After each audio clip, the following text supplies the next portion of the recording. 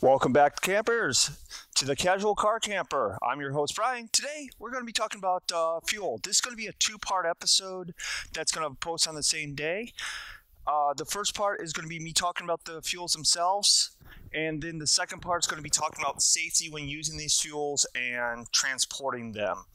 I want the safety to be its own video. That way, you can just go back to that video and watch it without having to go through jumping around to timestamps. So first we're going to talk about the classic, the first thing man used to fuel their fires back in the Stone Age, in the days of caveman: wood. Wood is ubiquitous. Many survival organizations like the Boy Scouts teach you how to start a fire with just 2 sticks. Sometimes it's, a log, a piece of string and a stick, and 2 sticks. But, in general, we've been making fire using this forever. It's ubiquitous. It's free. I mean, if you're in the middle of the woods, there will be sticks and pine cones and, well, if you're in the Northeast, there'll be sticks and pine cones and pine needles, but leaves, small branches, and you can get a fire going. So that's the upsides. The downsides of cooking with wood is you can't turn it off. Once you start a fire, it's going to go till it burns out all the fuel, or you douse it or smother it or use a fire extinguisher on it. So it's going to keep going till it's done. And then up from that, we have charcoal, which I believe first got its prominence in the 1800s. You can buy it just about anywhere. It's easily to control. You just add fuel. But the downsides are it smokes a lot. In my camping group, we don't use it anymore because a couple of our members who have breathing issues had a lot of trouble after cooking with this. So we've kind of put a ban on it. It's also, the bags can get bulky. It leaves soot on your hands. It's got some downsides. It's given the choice between charcoal or wood, I would go with wood because it burns a little cleaner, less smoke, and cheaper. Okay, from there we're going to move up to white gas, also known as Coleman camp fuel. There's a lot of brands that make it. It's also used by some fire performers, like the Polynesian dancers and stuff, for lighting their torches on fire. There are both heaters and camp stoves that use this. There are also some camp lanterns that use it. The advantages of it: it's easier to control. Usually there is a valve that you can shut off and kill off the power, or you can turn down the wick so it goes out. It's slightly cleaner. It burns cleaner, so you don't have the smoking issue. The downsides is these containers are, while they're easy to find, they're a little bulky. They take up a lot of space. If it tips over and the safety lid's not on, you have a fuel source that burns. The liquid is what burns, not the gas. So if that liquid is fight, it's going to burn whatever it's on top of. And it's a liquid, so it's a little more difficult to transfer. Plus, you have to transfer this into a container to use it. You take this, pour it into your device, and then it is burnt. So you're dealing with pouring a liquid from a container into whatever you're using to cook with. And then the old Coleman white gas stoves, you had to pump them in order to get pressure and start. So you have all these steps to go with the white gas. But I mean, if you've already got some and you got something to work with, it'll work fine. So now we're going to step up to isobutane. The advantages of this is it's a pressurized gas, pressure to the point where it's liquid. So all you have to do is connect the burner to it and then light it, and you have pressure as long as it's warm enough. Over approximately 11 degrees Fahrenheit, which is -10 Celsius, it's a liquid without pressure at 1 atmosphere, so it will not burn. So that's its downside, is that it's got a fairly high boiling point for compressed gases. Also, these are harder to find than some other things. You can get this at like Walmart, but that's about it. A lot of your smaller sporting goods stores won't have it. Hardware stores don't have it. You got to look a little harder for it, so it's a little harder to find. And I've only ever seen burners that use this. I haven't seen like lamps or anything like, or heaters that use isobutane. And now we're going to move on to your 1 pound canister of propane. You can buy these anywhere. Hardware stores, small camp stores. A lot of times the campgrounds will have some on stock that you can buy at their store. So it's really easy to find. It's, again, a gas compressed down to a liquid, and its boiling point is -43 degrees Fahrenheit or -42 degrees Celsius. The other advantage is this is fairly small, fairly lightweight, only weighs a pound, or probably about 2 pounds when you figure in the steel, compared to this and this. And there's a lot of devices that use this. You can get heaters that use this. You can get lanterns that use this. You can get stoves that use this. So one bottle, heck, I have a blowtorch that I use for starting my campfires that uses a 1 pound container.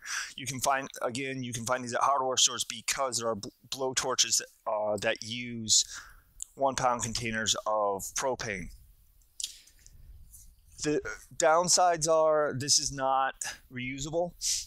It is recyclable as long as you prepare it properly. They're about $4 a can, $3 to $4 depending where you get it and if you can find it on sale. So that's your propane 1 pound canisters. Now, if you want to go heavy duty, you can get a 20 pound canister of propane. We're going to start with the disadvantages. It's the largest fuel source you'll have. They're heavy. 20 pounds of propane with a heavy steel container because this is refillable. So you have 20 pounds of fuel plus probably another 5 to 6 pounds of steel. These are good for 12 years. At the 12-year mark, you have to either take it to be validated or you have to recycle it. In New England, there are a couple steel recycling plants that will take this. You just have to prep it properly. Or you can use a exchange system where you basically are renting the tank and you just exchange it for a full tank. I've used both methods. I kind of like just exchanging the tank so I don't have to worry about the age of my tank. It is slightly more expensive that way. So our next step is I'm going to clear this off and I'm going to go get a camp stove. I'm not going to light it. I'm just going to show you how you hook up the two devices so you can see the difference between the propane 20 pound and the propane 1 pound. Okay, campers, I am back. So what I have is my little Coleman tabletop stove. For the 1 pound tank, what I do is I connect my,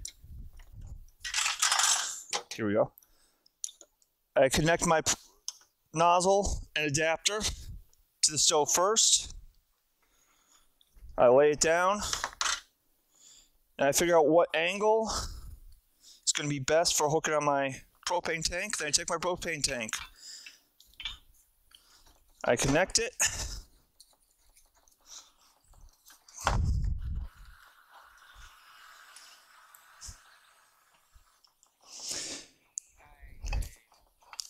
Screw it in, and it's ready to go. I also want to make sure that it's on a table surface large enough that it will support the tank, because you do not want the tank putting pressure on this tube, or if it's, especially if it's a rubber hose. They're not as common as they used to be, but rubber hoses used to be really common on propane grills.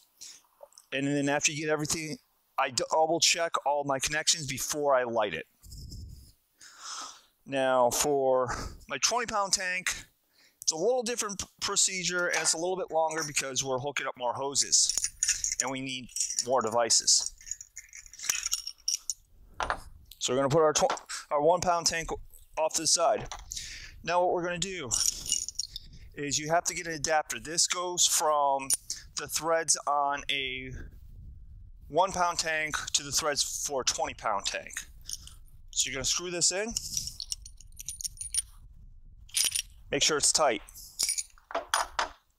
We're going to take our thread cover off of our 20-pound tank. If you can, try to hold on to the cap, because if you have to transport it, it'll be easier. Make sure you hold on to these hoses that are used for adapters. Come with a little plastic piece that I just threw on the ground that goes on to the screw threads that go into your 20-pound tank. Do not lose this, because this gives you enough leverage that you can get it tight, but not so much leverage that you can strip the threads. And since these are brass threads on here, and you're dealing with, again, a very flammable gas, you want to be careful. Now, to put this on is a reverse thread, so it's actually lefty tighty, righty loosey, or if you learned the clockwise method, it's counterclockwise to tighten, clockwise to loosen. And you want it till it's tight. You'll be able to feel when it's just not going to take any more using this adapter. So now what we're going to do is we're going to take our unit, and this thread is standard thread, so it takes a little bit of pressure to get it to start, but it is righty tighty, lefty loosey, or clockwise on, counterclockwise off. And then once you have, make sure you get any kinks out of your hose before you start. And then once you have it all set up, then I'm going to connect it to my stove, being careful to make sure it is, again, straight. Tighten it down. And then what we do is you turn on your tank, open up your grill, turn on your grills, and light it. And then to pull it apart, it is just a quick reverse of everything. Basically, I like to start at my tank and go to my grill, and then to take off, I like to start at my grill and go to my tank. I just find it's safer. If you have a method you use every time, you have a routine, it means you won't forget something. All right, campers, that is today's episode on your fuel types.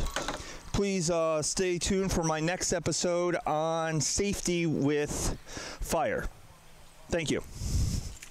And remember, as always, as long as you're having fun, you're doing camping right.